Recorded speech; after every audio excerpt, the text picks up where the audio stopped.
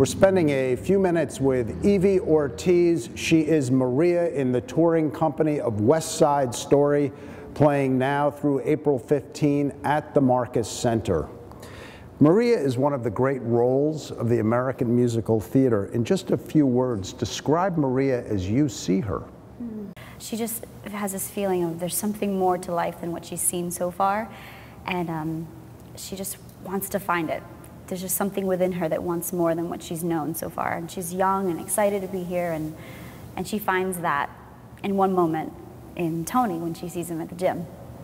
In researching the role, you actually spoke with your grandparents about what it was like to be in New York City and to be Puerto Rican in that era. What did you find out? It was pretty interesting. My grandfather came here, I think when he was 11, and he said that he wanted to go back to Puerto Rico so badly. He couldn't speak the language. He was put to work really quickly, and he missed being home so much. My grandmother said she assimilated very quickly because of the community of women. Normally, she wasn't allowed to go out by herself, so she was a little more sheltered. My grandfather also said that there definitely was gangs back then, and he actually had an altercation with an Italian gang in the neighborhood when he first got there, just like the show. And I didn't know any of this before the show, before I did this. So yeah, it's very similar to the story. Like most younger people, you actually saw Maria for the first time in the movies. Tell me, what was your reaction when you found out Natalie Wood didn't actually sing that role? Were you disappointed? But more seriously, how tough is it to sing this role night after night? I love Natalie Wood's portrayal. I think she's beautiful in the role, and I think that's just a standard they did back then, that if it was more for the look and the acting ability. So I don't have a problem with her not really singing it. It's just the Hollywood way.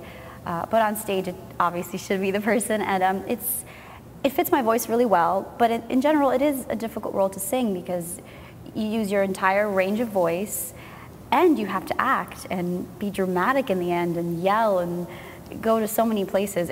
I use every part of myself as an artist. Every bit of my training I have to use in the show. It's the hardest role I think I will ever play. You're New York born and raised. You grew up with the theater and with opera. Why does the stage still hold an allure to young performers when there's so many other medium that you can go to? I think there's nothing like live performance. You never know what can happen. That's what's so exciting about it. You never know what the audience is going to be like. That definitely impacts your performance a little bit. And you never know what could go wrong or what could go right. Those moments you find spontaneously, you can't really get that in film a lot of the time. And you do it every night, so you have to keep it fresh. I think there's just nothing like that. And the sort of a dance between you and the audience every night. Every audience is different, so it's a different show every night for you. And you've been on the road with this show from Denver to Des Moines, Seattle to St. Louis. Tell me, what's your favorite road food, and how are you keeping sane traveling with a band of actors? My favorite road food, I could tell you, I had amazing meals in St. Louis. I got fat there. Well, not fat, but I gained 5 pounds there eating all the Southern food. I ate fried chicken like 5 times and barbecue, and oh, it was amazing, but it was so bad for me.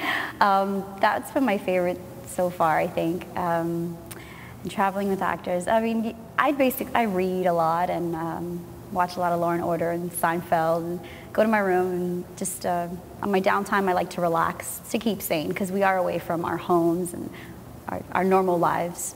And I just like to try to feel as normal as I can when I'm not doing the show. Thank you very much. Thank you.